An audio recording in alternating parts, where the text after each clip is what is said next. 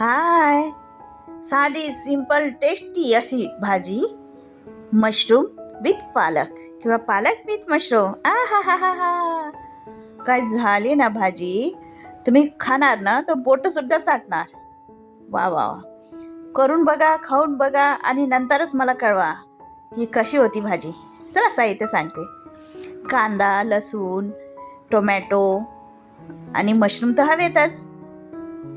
Mushroom आणि पालक साफ करून घ्यायचा छान. आणि मशरूम बघा, जास्त घाण असेल तर आपलं गव्हाचं पीठ घासून त्यांनी साफ करायचं, नाही तर मग मैदा, आणि छान धुवून घ्यायचे. आता बघा, मी कढईमध्ये पालक टाकलाय आणि खाली मका टाकलाय आणि 2-3 मशरूम टाकलेत. झाकण ठेवून वाफ काढून घ्यायची. 5-6 मिनिटामध्ये होऊन जाते छान. आता इकडे बघा, मी मशरूमचे 2 तुकडे केले. तुम्ही मोठे असतील तर 3-4 करू शकता, पण शिजल्यानंतर ते छोटे छोटे होतात ना, म्हणून 2-2 ठीक आहेत. कांदा पण बारीक चिरायचा आणि लसूण पण. आणि बघा, हे पालक, टोमॅटो पण टाकले मी त्याच्यामध्ये, आणि हे बॉईल झाल्यानंतर असं दिसते. आता गॅसवर एक पॅन ठेवायचं पसरट, आणि त्याच्यावर बटर टाकायचं आणि ते बटर सर्व पॅनला लावून घ्यायचं. बघा, छानपैकी. आणि गॅस थोडा स्लोच राहू द्यायचा, नंतर फास्ट करायचं आहे आपल्याला, बरं का. आता आपल्याला याच्यावर बघा मशरूम टाकले मी. आता गॅस थोडा वाढवायचा आणि हे बघा, हे छानपैकी होऊ द्यायचे. 2 मिनटं होऊ द्यायचं पहिले, आणि नंतर आपल्याला याच्यावर मध्ये मीठ टाकायचं. बरं, एका साईडला नाही टाकायचं, सर्व मशरूमवर थोडं थोडं मीठ पडलं पाहिजे. बघा, दिसते ना कसं टाकलंय मी. हां, आता पुन्हा याला 1-2 मिनटं होऊ द्यायचे. बघा, कलर चेंज होतोय. खूप छान टेस्ट येते बरं का, करून बघा असं.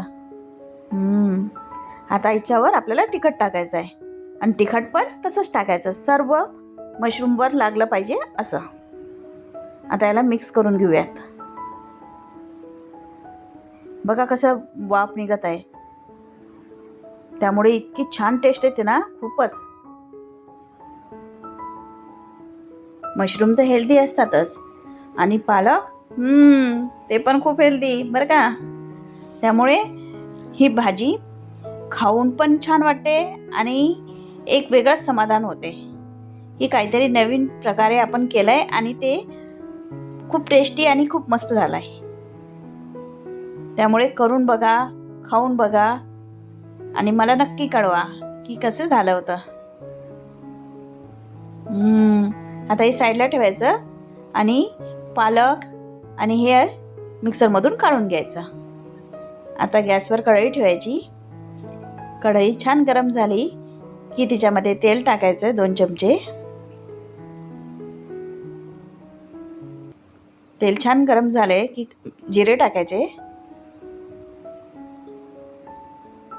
जिरे टाकल्यानंतर आपल्याला कांदा टाकायचा आहे, जो आपण बारीक चिरला ना छान तो, आणि लसूण पण बारीक चिरलाय.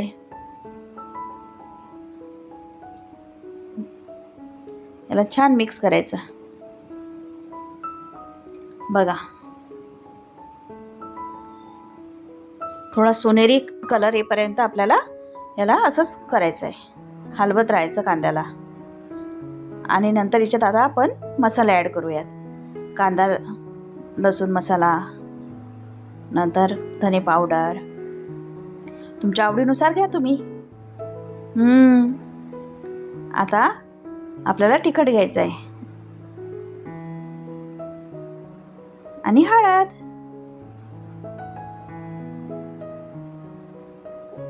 बघा, याला छान मिक्स करून घ्यायचं, आणि वरून गरम मसाला टाकायचा थोडा, ते पण मिक्स करून घ्यायचं छान. आणि थोडंसं पाणी टाकायचं, मसाले जळायला नको ना म्हणून.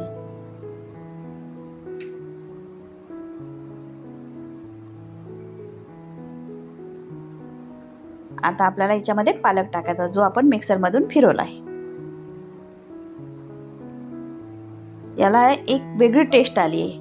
का? कारण याच्यामध्ये आपण मशरूम आणि टोमॅटो आणि मका हे सगळं बॉईल करून मिक्स केलं आहे. बॉईल म्हणजे त्याला पाणी नाही टाकलं, आपण वाफ काढली. त्या पालकालाच पाणी सुटलं छानपैकी, त्यामुळे ती एक वेगळीच टेस्ट येते त्याला छान.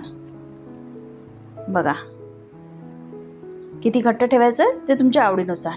मी असं ठेवलं आहे बघा.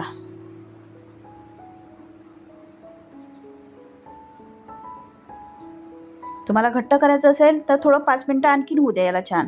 आता बघा आपण जे मशरूम म्हणजे तिखट टाकून पॅनवर होऊ देईल ना, ते तिच्यात ॲड करायचे. बघा आता याला छान मिक्स करायचं.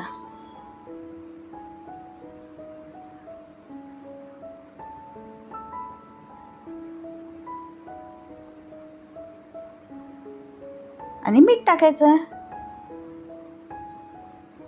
मीठनं चव येणारच ना. पण मीठ जरा जपून टाका, आपण मशरूममध्ये पण मीठ टाकलं होतं. आता मेन एक गोष्ट टाकायची, ती म्हणजे दुधावरची साय, ती पण फेटलेली आणि भरपूर अशी. त्याने काय मस्त भाजी लागते ना, तुम्ही खाणार ना, तोंडाची चव. वा हा हा हा. बघा बघा मी किती टाकले, भरपूर टाकायचे हा, छान चव येते. मशरूमच्या भाजीला क्रीमी अशी टेस्टी चव हवीच आहे, त्यासाठी भरपूर पाहिजे दुधावरची साय फेटलेली छानपैकी. चला झाली की हो आपली भाजी तयार. या खायला आणि मला नक्की सांगा खाऊन बरं का कशी झाली म्हणून. लाईक करा, शेअर करा, कमेंट करा आणि हां नवीन असाल तर नक्की सबस्क्राईब करा. Okay bye.